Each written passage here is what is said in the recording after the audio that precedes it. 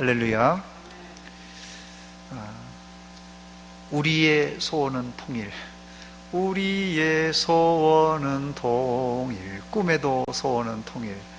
이 노래는 우리 어린아이들도 다 알고 있는 노래입니다. 동요예요. 심지어는 이 통일에 대한 노래는 북한 사람들도 알고 있습니다. 남한 사람도 북한 사람도 소원은 통일이라고 노래를 부르는데 왜 남북 통일은 먼 나라 이야기가 된 것입니까? 저는 우리의 소원은 통일이란 노래와 함께 남과 북이 서로 생각과 문화와 정치 등등의 격차를 줄여갈 때 통일이 연착륙될 줄 믿습니다. 만약 준비되지 않은 채로 남과 북이 합쳐진다면 아마 혼란이 가중될 것입니다. 오늘 11월 마지막 주 수요일 날 오신 여러분들을 주의 이름으로 환영합니다. 오늘 여러분들의 소원은 무엇입니까? 우리의 소원은 통일입니까? 거창한 소원처럼 통일이 아닐지라도 아주 소소한 일상이나 소소한 가족들을 향한 또 내 개인을 향한 또 자녀들과 손주들을 향한 소원들이 있을 겁니다. 오늘 저는 어떤 소원이 성도들이 가져야 하는 건전한 소원인가, 또 그 소원을 어떻게 이룰 수 있는가를 말씀을 통하여서 살펴보겠습니다. 첫 번째, 이 성도들의 건전한 소원은 무엇입니까? 성도의 소원은 내 욕심과 야망을 달성하는 것이 아닙니다. 소원이라고 이 내 야망이나 내 욕심을 달성하는 게 소원이 아닙니다. 성도의 소원은 하나님의 뜻과 긴밀하게 연결되어 있습니다. 본문 13절 보니까 너희 안에 행하시는 이는 하나님이시니 자기의 기쁘신 뜻을 위하여 너희에게 소원을 두고 행하게 하신다 말씀합니다. 여기 보면 내가 내 소원과 내 목표를 세우고 그것을 행하는 것 같지만 사실상은 하나님이 자신의 깊으신 뜻을 위하여서 우리 마음속에 소원을 심어주시고 우리로 하여금 그 하나님의 소원, 하나님의 뜻을 이루게끔 하신다는 것이에요.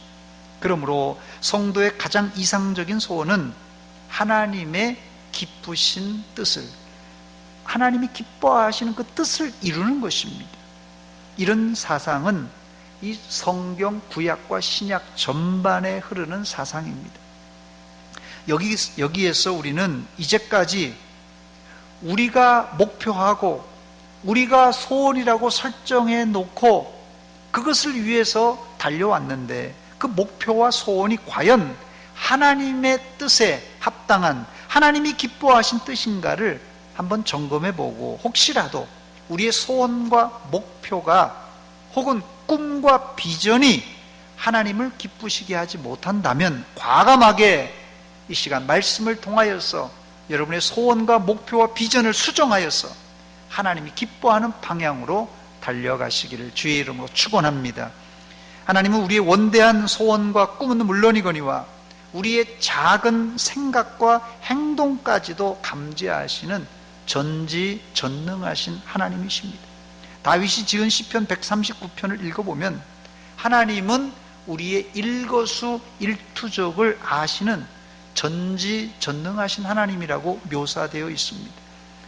139편 1절입니다. 여호와여 주께서 나를 살펴보셨으므로 나를 아시나이다. 주께서 나의 어떤 걸 안다고요? 앉고 일어섬을 아시고 멀리서도 뭘 안다고요? 나의 생각을 밝히 아시오며 나의 모든 길과 내가 눕는 것을 살펴보셨으므로. 여러분들이 누울 때도 하나님이 알고 계시다는 거예요. 나의 모든 행위를 익히 아시오니 여호와여 내 혀의 말을 알지 못하는 것이 하나도 없습니다 말하고 있습니다. 요즘 이렇게 누가 내 일거수일투족을 다 알고 체크하는 사람이 있으면 경찰에 신고하면 잡힙니다. 이런 사람을 소위 스토커라 이렇게 부릅니다. 어떤 스토커는 건너편 아파트에 사는 사람을 밤낮으로 망원경으로 들여다볼 뿐 아니라 그 사람이 나가는 거, 들어오는 거 다 체크하고 감시하는 사람이 있어요. 이런 사람 진짜 할 일 없는 사람인데, 남을 몰래 지켜보는 수준까지는 그것도 안 되지만 그런 대로 봐줄만 하지만, 더 진행되면 뒤에서 미행하고 따라다니면서 괴롭히는 경우도 있습니다. 이런 행위는 명백한 범죄 행위입니다. 어쩜 기독교는 현대인이 싫어하는 사생활을 침해하는 종교인지 모릅니다. 왜냐하면 내 일거수일투족을 하나님께서 낱낱이 알고 계시기 때문에 그렇습니다. 그러므로 내 소원과 비전을 하나님이 모르실 리가 없어요. 내가 앉고 일어서는 것도, 내 말의 한마디 한마디를 다 알고 계시는데 내 비전을 모르시겠어요? 내 꿈을 모르시겠어요? 하나님께서 알죠. 전지전능하신 하나님인데요. 만약에 이 시간 하나님께서 이 자리에 오신다면 여러분들의 마음의 상태를 하나님께서 쫙 읽어보신다면 어떨까요? 그냥 습관적으로 수요 예배니까 그냥 왔다가 그냥 별 생각 없다가 그냥 가시는 분도 있을 것이고, 하루 종일 직장에서 일터에서 피곤하게 일하다가 와서 그냥 이 시간에 그냥 조금 아이고 하나님 안녕하세요 하고 그냥 조금 쉬었다 눈 붙이고 가시는 분도 있을 것이고, 어떤 분은 정말 전심전력으로 하나님의 말씀을 귀담아 듣고 또 은혜 받으려고 하는 그런 분도 있을 것입니다. 그런데 저를 비롯한 모든 인간의 속은 별로 선한 것이 없습니다. 그러므로 우리가 세우는 계획, 소원, 비전, 꿈조차도 우리 안에서 출발하는 것은 우리의 욕심이 가미되고 포함되어 있기 때문에 하나님의 거룩한 뜻과는, 하나님이 기뻐하는 뜻과는 거리가 있을 수밖에 없어요. 제가 몇 차례 말씀드렸습니다만, 제가 처음 대전 서문교회에 부임하자 우리 성도들이 요즘 이제 그런 기도를 잘 안 하는데요, 그래도 새로운 목사가 교회에 왔다고 교회를 좀 부흥시키라고 온 성도들이 기도할 때마다 김용환 목사의 비전을 이루게 해달라는 그런 기도를 하셨습니다. 거기에 대한 대답이 현재 우리 교회가 영구표로 잡고 있는 여기 있는 하나님의 뜻을 이루는 교회라는 표입니다. 저를 비롯한 모든 사람은 변질될 수 있고 상황은 10년 전보다 더 무섭게 변했습니다. 사람은 변하고 상황은 더 급변할 때 우리가 붙잡고 달려가야 될 소원과 꿈은 목사의 생각과 계획이 아니라 하나님의 기쁘신 뜻입니다. 물론 하나님의 기쁘신 뜻을 이루기 위해서 하나님은 우리가 부족하지만 우리를 사용하십니다. 어떻게 해요? 성령 충만한 사람, 하나님은 깨끗한 사람, 이런 사람을 사용하여서 자신의 뜻과 계획을 이루어 가십니다. 그러나 여러분 잘 들으시기 바랍니다. 심지어 한 번 선택받은 사람일지라도, 혹은 하나님께 선택받은 민족일지라도 변심하여 우상 숭배하거나 죄를 지을 때 하나님은 가차없이 징계하시고 심판하십니다. 그러므로 성도들은 내 몸이 하나님의 기쁘신 뜻을 이룰 존재인 것을 깨닫고 거룩하고 순결한 도구로 늘 준비되어 있어야만 합니다. 두 번째는 하나님의 뜻이라고 확신이 가면 어떻게 이것을 이루어 나갈 것인가 입니다. 많은 사람이 하는 실수가 대의 명분이 확실하면 수단과 방법을 가리지 않고 목적을 이루려고 합니다. 특히 미국에서 꽃피웠던 이 교회 성장학파, 이 교회 성장학파가 미국의 이 플로신학교를 중심으로 해서 사실 이 교회 성장이니까요, 말 그대로 대형 교회로 성장하는 일에 굉장히 큰 일조를 했습니다. 교회 성장은 하나님의 뜻이라는 전제 아래 이 수단과 방법을 가리지 않고 교회 성장을 이루려고 했던 것입니다. 물론 처음에는 가시적인 여러 가지 좋은 그런 성장과 부흥이 있었던 것은 사실입니다. 그러나 목적이 좋다면 방법도 좋아야만 합니다. 우리나라는 이제까지 경제 발전을 꽁 잡는 게 매라는 식으로 밀어붙였습니다. 물론 이런 방법으로 세계가 놀라는 경제 발전을 이룩한 것이 사실입니다. 그러나 이런 목적 지향적인 방법론은 대를 위하여서 소가 희생되었고 또 인권이 유린당하고 약육강식 같은 시장경제의 횡포로 인해서 부익부 빈익빈의 늪에 빠지고 말았습니다. 설령 세상에서는 그럴 수 있을지라도 교회는 그래서는 안 됩니다. 그러므로 우리가 하나님의 뜻을 이루는 방법, 이 방법론이 중요한데 첫 번째, 목적이 좋으면 방법이 좋아야 됩니다. 우리의 소원이 하나님의 뜻이라면 그 소원을 이루는 방법도 하나님의 방식으로 해야만 한다는 뜻입니다. 빌립보서 1장 6절입니다. 너희 안에 착한 일을 시작하신 이가 그리스도 예수의 날까지 이루실 줄을 우리는 확신하노라. 여기서 하나님은 우리 안에 뭘 시작했다고요? 착한 일을 시작하셨다고 말합니다. 그 착한 일을 어떻게 진행하고 있습니까? 하나님께서 우리 안에 착한 일을 시작하셨는데 그 시작하면서 어떻게 그걸 진행하고 있냐는 것이에요. 다시 6절입니다. 너희 안에 착한 일을 시작하신 이가 그리스도 예수의 날까지 이루실 줄을 우리는 확신하노라. 어떻게 이룬다고요? 착한 일을 시작하신 이가 하나님이 예수님의 날까지 친히 이루신다는 말씀입니다. 그러므로 하나님의 일에 내가 도구가 되어서 내가 일하지만, 지금 현재 내가 일하고 있지만 실제는 하나님이 착한 일을 시작하셨고 하나님이 친히 그 일을 하고 계시는 것이에요. 그래야 우리의 사심과 욕심이 끼어들지 않습니다. 그런데 주의 일이지만 내 욕심을 완전히 배제하기란 거의 불가능한 실정입니다. 그게 인간이에요. 그래서 저는 여러분들에게 100년 전에 쓰여진 책입니다만은 이 찰스 쉘던 목사님이 썼던 이 예수라면 어떻게 하실까라는 책을 소개하길 원합니다. 제가 중학교 고등학교 때 이게 한참 한국교회에 유행했던 책입니다. 영어 제목은 In His Steps What Would Jesus Do? 이란 제목인데, 직역하면 그분의 발자취를 따라서 예수님이라면 어떻게 했을까라는 책입니다. 혹시 청년들이 읽지 않았다면 꼭 한번 읽어보시기 바랍니다.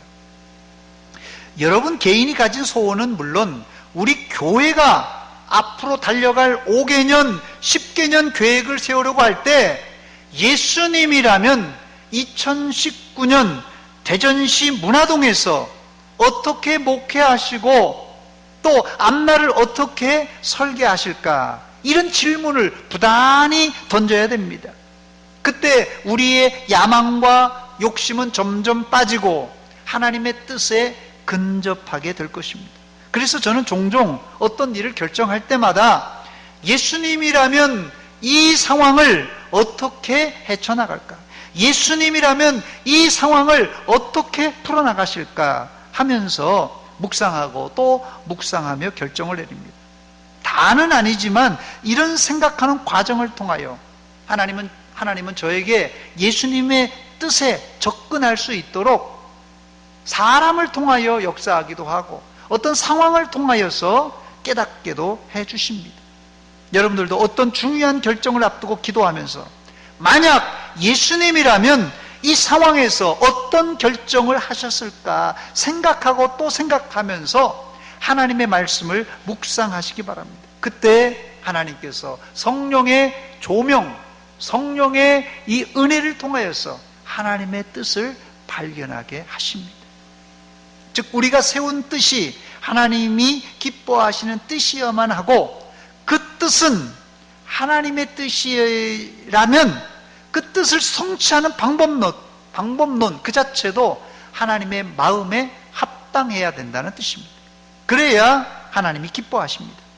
공동체 안에서 가만히 보면은 일을 열심히 하는데 칭찬을 못 받는 사람이 있어요. 일은 열심히 하는데 칭찬을 못 받아요. 이런 사람들의 특징은 대의 명분은 확실한데 방법론에 문제가 있는 사람입니다. 여러분, 일할 때 좀 늦더라도 협력하시고 서로 교제하면서 늦게 가는 것 같지만 그때 멀리 갈 수 있습니다. 그래서 빨리 가려면 혼자 가고 멀리 가려면 어떻게 해요? 함께 가라, 이런 말이 있습니다. 빨리 가려면 혼자 가고 멀리 가려면 함께 가라. 저를 한번 따라서 하시기 바랍니다. 멀리 가려면 함께 갑시다. 멀리 가려면 나 혼자가 아니라 함께 가야 돼요. 두 번째, 하나님의 뜻을 이룰 때는 겸손해야 됩니다. 그것을 본문에는 두렵고 떨림으로 하나님의 일을 성취하라고 권면합니다. 본문 12절입니다. 그러므로 나의 사랑하는 자들아, 너희가 나 있을 때뿐 아니라 더욱 지금 나 없을 때에도 항상 복종하여 두렵고 떨림으로 너희 구원을 이루라 했습니다. 하나님의 일, 구원 사역은 하나님께 복종하는 것은 물론이거니와 두렵고 떨림으로 이루어야 됩니다. 이게 최선의 방법론입니다. 여기 두렵고 떨림이란 의미는 어떤 공포스러운 상황에서 두렵고 떤다는 뜻이 아니라 하나님의 능력 앞에 하나님을 섬기는 겸손한 자세로 이 두렵고 떨림이란 단어를 썼습니다. 이것을 성경은 경외라는 말로 부릅니다. 경외란 말은 이 한자 의미가 성경과 매우 유사한데 공경 경자에다가 떨 외자를 사용합니다. 즉 하나님을 향한 경외심은 성도가 가져야 하는 건강한 태도입니다. 저를 한번 따라서 하시기 바랍니다. 두렵고 떨림으로 하나님을 섬깁시다. 하나님을 섬기는 방법은 두렵고 떨리는 방법입니다. 그런데 요즘은 겁을 상실한 사람들이 많습니다. 겁을 상실한 사람. 좀 더 강단에서는 죄송합니다만은 겁대가리를 상실한 사람들이 많습니다. 구약성경 히브리어의 경외와 신약성경 헬라어 경외를 살펴보면 우리말 성경에는 경외가 아까 뭐라고 그랬습니까? 공경 경자에다 떨 외자니까 공경하면서 떤다, 이런 뜻이라고 그랬잖아요. 그런데 사실상 이 히브리어와 이 헬라어의 이 공경이란 말을 찾아보면은 이 공경한다는 뜻보다는 두렵다, 떤다라는 쪽이 더 강합니다. 그래서 여러분, 경외의 중요한 출발은 공경하는 그런 태도보다는 두려운 마음에서 출발합니다. 하나님께 예배드리고 하나님을 경배하고 하나님을 섬기는 것은 공경합니다, 그런 의미보다도 하나님 앞에 두려운 이런 의미가 훨씬 강합니다. 이 구약 성경을 읽어보면요, 선지자들, 제사장들, 모세, 아론 다 하나님 앞에 공경합니다, 그런 게 아니에요. 그냥 하나님 앞에 죽은 사람처럼 돼요. 하나님 만난 사람들 다 그냥 납작 엎드려서 그냥 두려워서 발발발 떱니다. 이게 공경의 출발입니다. 그래서 경외의 중요한 출발은 공경하는 것보다도 두려운 마음에서 출발해야 됩니다. 이게 성경적인 의미예요. 그래서 저는 역설적이지만 두려운 감정은 네거티브한 것이 아니라 이 포지티브한 부분도 있다는 것을 말씀드리고 싶습니다. 만약 하나님은 말할 것도 없지만 부모님, 선생님, 그리고 이 주권자에 대한 두려움이 없다면 그 사람은 하나님은 물론이거니와 어떤 인간도 경외 또는 존경할 수 없는 사람입니다. 이것이 경외라는 단어의 히브리 헬라적인 의미입니다. 말세의 특징 중에 하나가 탈권이에요. 탈권이. 하나님과 부모님, 선생님, 목회자가 공경할 대상이 아니라 만만한 존재로 변할 때 교회나 가정, 학교, 사회에서 탈권이라는 자체는 좋지만 부정적으로는 무질서한 상태로 변할 것입니다. 이미 우리나라 사회는, 우리 사회는 이런 권위자에 대한 두려움이 상실된 이런 사회입니다. 이것은 단순히 포스트 모던 시대의 징조라기보다는 말세의 마귀 사탄들의 이런 전략이에요, 여러분. 여기 기독교인들이 넘어가면 안 됩니다, 여러분. 자, 학교에서 중학생이 선생이 머리채를 잡고 흔들었다는 거예요. 중학생이 선생님 머리채를 잡다는 게 난 이게 이해가 안 되는데, 이런 일이 그냥 비일비재하다는 거예요. 이거는 단순한 포스트 모던 시대의 징조가 아니라 이건 말세의 마귀 사탄들의 이런 전략입니다. 여러분. 여기에 성도들은 동요되지 말고 하나님을 두렵고 떨림으로 경외할 뿐 아니라 우리의 구원을 두렵고 떨림으로 이루는 겸손한 성도들이 되시기를 주의 이름으로 축원합니다. 세 번째, 이 우리의 소원을 이루는 방법론은 원망과 시비가 없이 해야만 합니다. 본문 14절입니다. 모든 일을 원망과 시비가 없이 하라 그랬어요. 저는 젊었을 때는 내가 잘못한 것이 없으면 세상 누가 뭐라고 해도 괜찮다 이렇게 생각했어요. 뭐 내가 잘못한 것이 없는데 내가 못 굴릴 게 있겠는가. 그런데 지금 생각해보면 그런 생각은 철부지의 생각이라는 것을 알았습니다. 왜냐하면 이 사회는 나 혼자 잘난 척해서 되는 곳이 아닙니다. 공동체 안에 뭐가 없더라고요? 원망과 시비가 언제 일어납니까, 여러분? 공동체 안에서 원망과 시비가 언제 일어나요? 원망이라는 사전적인 단어가 무슨 뜻이냐면요, 못마땅하게 여겨 탓하거나 불평을 품고 미워한다, 이런 뜻입니다. 헬라어로는 공기스무스라는 단어인데요, 이 단어는 여러 말로 중얼중얼중얼, 여러 말로 중얼중얼중얼중얼 막 하는 거예요. 뭐 일하는데 막 뒤에서 중얼중얼중얼 이렇게 있죠. 이게 원망이라는 뜻입니다.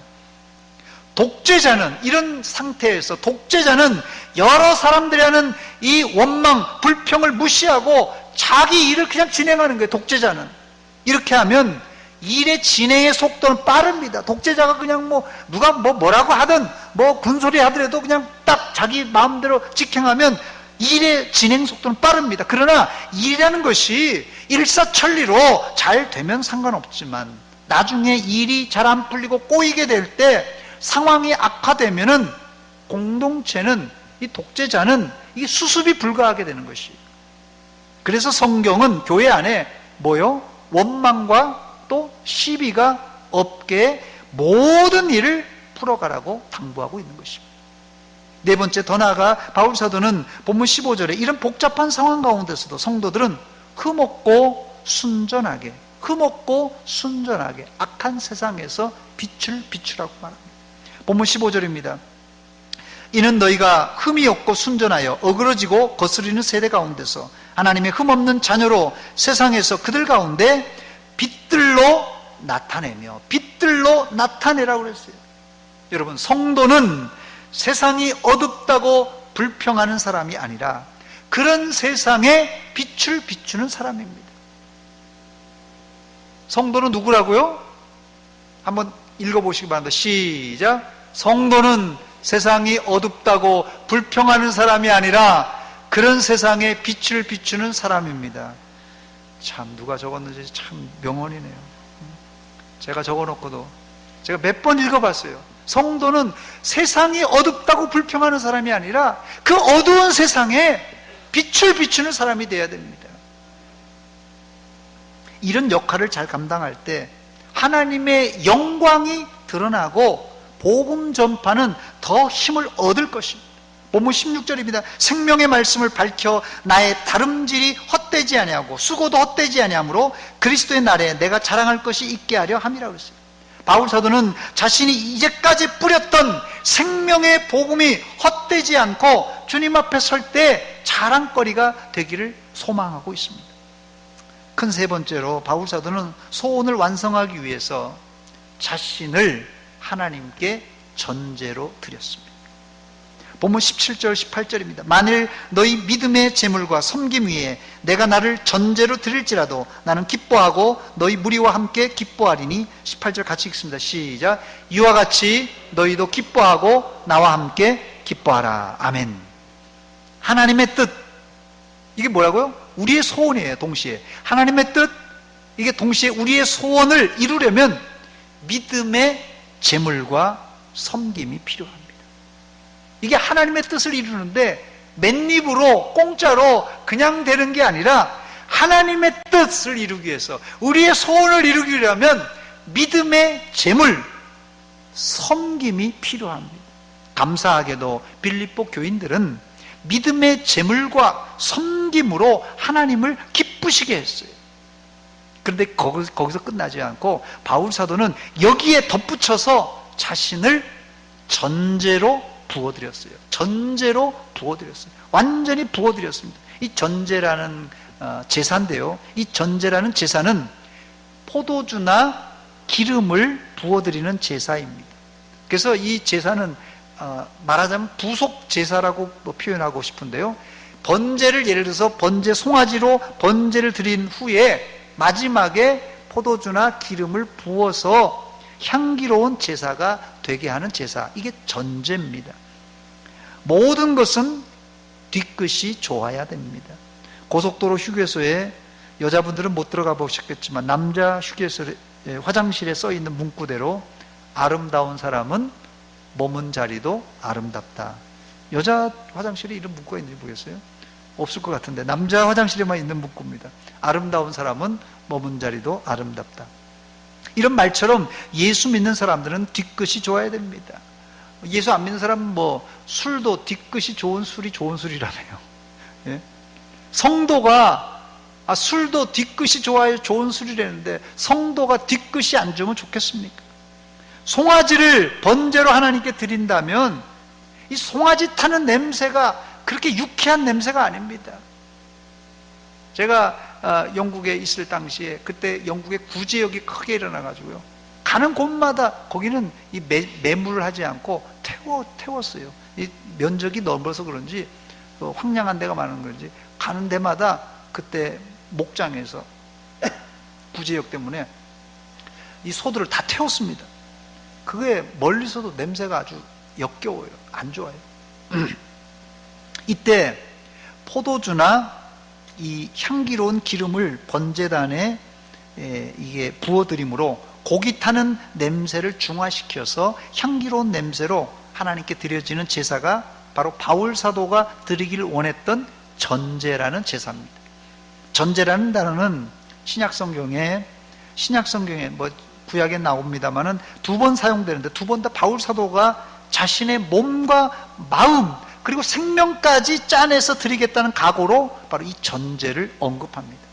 이때 하늘과 땅에 사중 기쁨이 넘쳐나게 됩니다. 본문 17절 18절입니다. 나는 기뻐하고 너희 무리와 함께 기뻐하리니 이와 같이 너희도 기뻐하고 나와 함께 기뻐하라. 기뻐하고 기뻐하리니 기뻐하고 기뻐하라. 저는 2019년을 마무리하면서 새해 2020년을 설계하면서 우리가 계획하고 비전을 세울지라도 우리의 욕심은 버리고 주님의 뜻이 서고 하나님의 방법대로 이루어짐으로 하나님께는 영광이고 우리에게는 큰 기쁨이 넘쳐나시기를 주의 이름으로 축원합니다. 마지막 4번째로, 그렇다면 그 하나님의 뜻, 우리의 소원의 궁극적인 목적은 무엇입니까? 하나님의 뜻, 우리의 소원의 궁극적인 목적이 뭐냐는 것이 본문에는 2가지 발견할 수 있는데, 첫째는 생명의 복음이 널리 전파되는 것이 하나님의 뜻이고 동시에 바울 사도의 소원입니다. 둘째는 하나님의 교회가 환난 가운데서도 흔들리지 않고 하나님의 복음을 전달하는 이 전진기지로서의 역할을 감당하는 것, 이것이 바로 하나님의 뜻이고 바울 사도의 소원이었어요. 이때 바울 사도와 온 성도들에게 기쁨이 넘쳐났습니다. 저를 한번 따라서 하시기 바랍니다. 하나님의 뜻을 이룰 때 큰 기쁨이 있습니다. 사람이 자기의 뜻을 성취하고도 자기가 어떤 목표를 정해놓고 그걸 달성해도 기쁜데 하나님의 뜻을, 하나님의 소원을 이룰 때 얼마나 기쁘겠어요.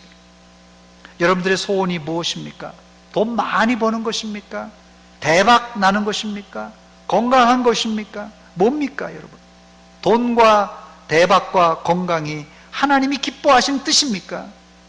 물론 자식이 돈 많아서 돈 많이 벌고 건강하게 잘 사는 것, 하나님 아버지도 기뻐하십니다. 그러나 하나님이 그러려고 우리를 만세전에 창조하여서 이 땅에 보내주신 것입니까? 하나님이 그러려고 여러분들을 직분을 맡겨주셨습니까? 우리 기독교인들은 그러려고 예수 믿는 것이 아닙니다. 바울 사도는 현재 이 빌립보를 기록할 때 현재 어디냐면요, 로마 감옥에 갇혀 있는 상태예요. 빌립보서는 옥중 서신입니다. 지금 현재 바울 사도가 로마 옥중에 갇혀 있다니까요. 여러분 같으면 바울의 입장에서 소원이 뭐겠어요? 하나님, 나 지금 복음 전파하려고 그러는데 갇혀 있습니다. 내가 이게 뭡니까? 빨리 나 감옥에서 빠져나오게 해주세요. 이게 소원 아니겠어요? 그러나 바울 사도의 오로지 생각은 생명의 복음을 전파하는 일이었어요. 한 번도 여기에 옥중 서신 중에 아이고 하나님, 나 이 감옥에 빠졌습니다. 아이고 나 힘들어 죽겠어요. 감옥에서 나오게 해주세요. 한 번도 그런 적 없어요. 오히려 복음을 위해서는 내가 죽음조차도, 생명조차도 아끼지 않습니다. 이렇게 덤벼들었어요. 이게 바로 하나님의 착한 일, 하나님의 뜻이고 동시에 바울의 소원이었습니다. 2019년을 잘 마무리하시고 2020년 새해에는 주님의 기쁘신 뜻, 기뻐하시는 이 뜻이 여러분들의 소원이 되시고, 더 나아가 복음 전파를 최우선에 둠으로 하나님을 기쁘시게 하는 성도들이 되시기를 주의 이름으로 축원합니다. 저를 한번 따라서 하시기 바랍니다. 주님의 뜻이 내 소원입니다. 여러분들의 소원이 뭐라고요? 통일이라고요? 주님의 뜻, 주님의 소원이 내 소원이에요. 이것이 성숙한 그리스도인들의 건강한 고백입니다. 이때 우리의 하나님, 뭐 나 지금 먹고 사는 것도 힘들고 뭐 건강 문제도 있고 자식들도 손주들도 뭐 이렇게 여러분, 하나님의 큰 뜻을 우리가 이루기 위해서 최선을 다할 때 우리 안에 있는 크고 작은 기도 제목들은 하나님이 알아서 해결해 주실 줄 믿습니다. 그게 바로 먼저 그의 나라와 그의 의를 구하라. 그리하면 이 모든 것, 이런 모든 크고 작은 기도의 제목들 아시고 하나님께서 공급해 주시고 하나님께서 응답해 주시겠다는 것이 하나님의 뜻입니다. 아무쪼록 하나님의 뜻이 여러분의 소원이 되고 하나님의 뜻을 이룸으로 기쁨이 충만한, 또 생명의 복음을 증거함으로 하나님의 나라의 확장에 최우선의 목적을 두는 여러분이 되시기를 주의 이름으로 축원합니다. 이제 기도하겠습니다. 하나님 우리 아버지, 은혜와 사랑 감사드립니다. 이 밤에 하나님 말씀 통하여서 도전받았습니다. 우리가 이제까지 뭘 먹을까, 마실까, 입을까, 어떻게 성공할까, 이것이 우리의 소원이었지만 이제 내 욕심, 내 야망을 다 버리고 하나님이 원하시는 소원, 하나님의 뜻을 이루는 믿음의 성도들 다 되게 하여 주시옵소서. 예수님의 이름으로 기도하옵나이다. 아멘.